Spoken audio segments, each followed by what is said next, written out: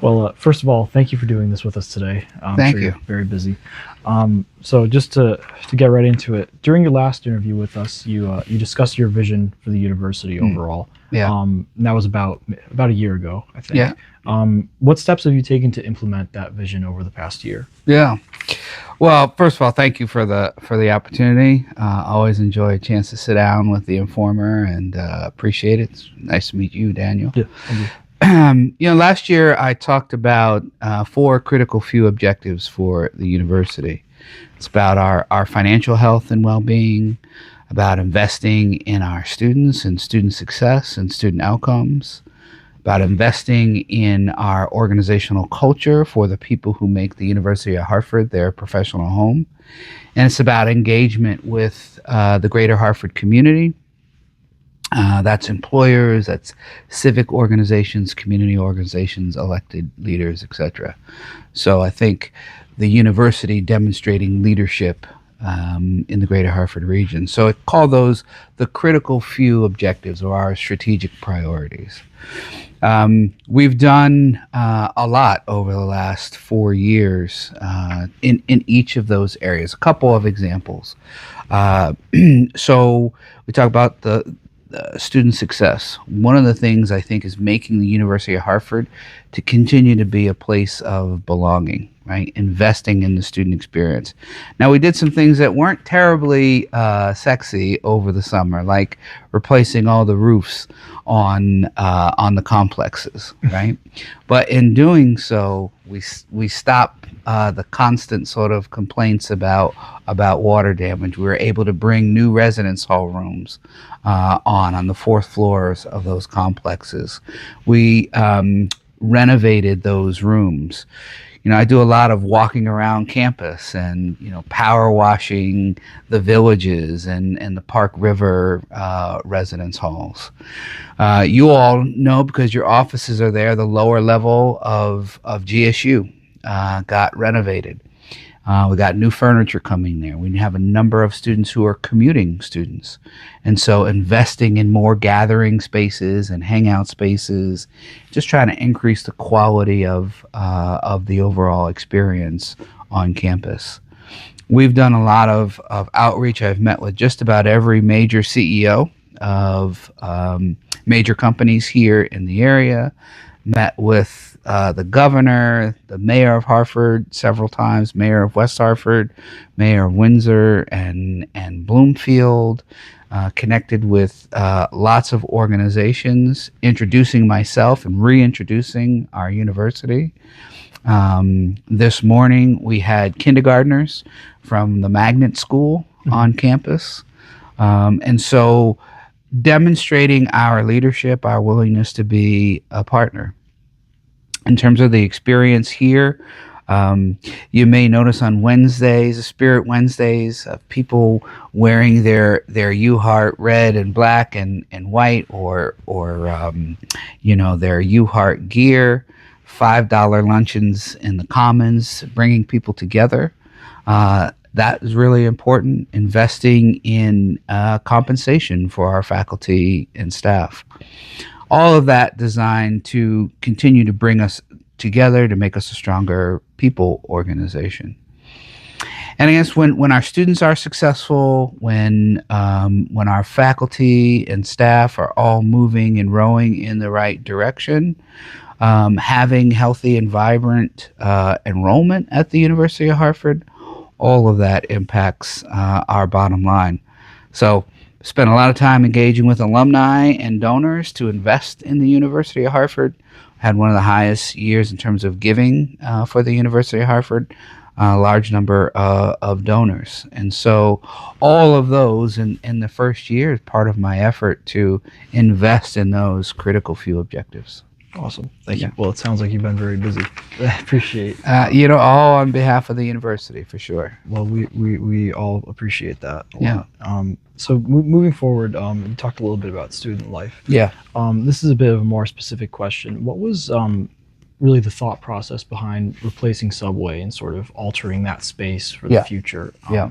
And how do you sort of envision it like being used as a space that will come to benefit the campus community as Yeah. it did before, but maybe even more now? Mm-hmm. Well, I give credit to our team, both our dining partners in Hartford Dining and Aramark, our dean of students as well. Um, the thought is to turn Conover into a destination. I think Subway is a bit of a dated concept. And we just thought that we could be far more contemporary. We thought that we could change the entire look and feel inside and outside. So many people don't even know there's a whole pond behind Conover. It's all sort of covered with grass and reeds, etc. So all that's going to be cut back. That pond is going to be refreshed. There will be outdoor seating. Inside, we're going to do more of a pub concept with featuring Connecticut's best pizza, Connecticut's best burgers and wings. So a far more contemporary place, a place where students and members of the campus community can come together, multi-purpose programming space, and because of its proximity to Lincoln, to the villages, we think that we can just activate that entire space in a way that really wasn't happening with Conover. So it's part of a larger vision of moving, say, that Hawk's Nest pub concept to a new place in Conover, moving the campus store from its current location to below the Commons so that it is more, I think, centrally located. And to do some different things and creating more of a campus store feel. And that creates opportunities for us to expand some of our academic space where the current bookstore is, say, for our growing architecture program as well. So it's part of a larger, what I would call, facilities use plan that I think optimizes both the student and the campus experience. So the short answer to your question is we wanted to make that whole area where Subway is at Conover Center a real destination for our students, for our campus community. I see. You talk a lot about like campus community. A big part of that is sort of like you mentioned sense of belonging. I think it's the first thing we talked about. And I think probably one of the best indicators of student belonging is retention. Do they stay here? Do they enjoy their time? Yep. How would you characterize the university's performance in terms of student retention recently? And what are some steps that you take to kind of maximize that sort of performance? Yeah, it's a great question. I think the university over the last particularly 5 years has done a really strong job in moving our student retention. Right now, our first to second year retention is about 83%. And I think that's been about a 10-point increase over the last 5 to 6 years. So I would describe it as moving in the right direction. What I've done is challenged our community, though, to pursue a 90-80-90 goal. So 90% first to second year retention, a minimum 80% 6-year graduation rate, and a 90% we'll call career outcomes. So 90% of our undergraduate students working or successfully enrolled in graduate school or doing something of their choice within 6 months of graduation. So 90-80-90. And I really believe that we're not just in the first year business. So we can focus on first year retention, right? But the challenge and the goal is degree completion, right? And to send you all off into the world to add value to a really thirsty and needy world. That's why making connections with local employers and businesses, with other organizations that will hire our students and that can benefit from your gifts. So I would describe that as a relentless commitment to our students, not just in their first year, but in each year until they graduate. And that extends to our graduate students as well. Cool. We recently interviewed Melissa Zavarella, the executive chef here on campus. Yeah. And one of the things we discussed a lot with her was just sort of managing student feedback. How do you receive it, both positive and negative? Yeah. And how to sort of, modify policies according to that. How would you say in your role as president you go about receiving and responding to feedback? Yeah. Well, I do it in a couple of different ways, but I think the most important and the most compelling way is to be out among students. So, today I had my first open office hours in GSU, a chance for students just to come up and share what's on their mind, or members of the community. And I don't need formal ways to be able to do that. So whenever I'm walking on campus, I'm usually greeting students, spending time. I get invited to a lot of student organizations, clubs, and activities, attending athletic events. I believe that sometimes your eyes and ears tell you everything you need to know. Yeah.